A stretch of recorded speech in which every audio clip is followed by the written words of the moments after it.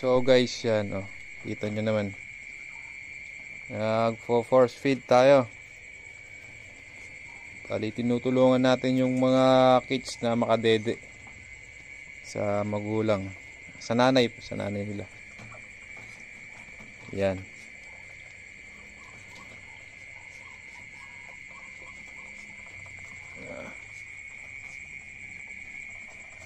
Kita nyo ba sila?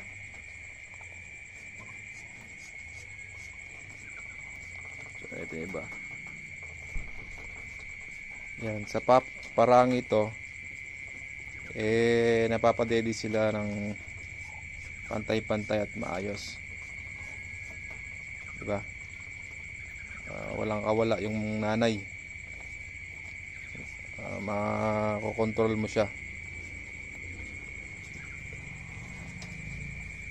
So, makakadede silang lahat. Bali 10 kits yan, pero namatay yung isa, yung pinakamaliit. Diba? Yung ginagawa natin.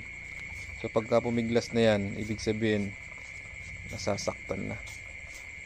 So masimasin mo lang yung ulo ng mother daw.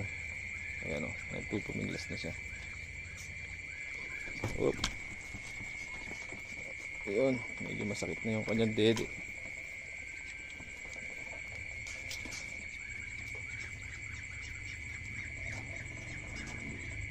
So kaya pa.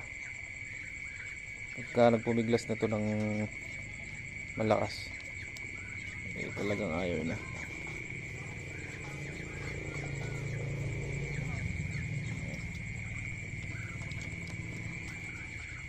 Yun lang mga guys, share natin.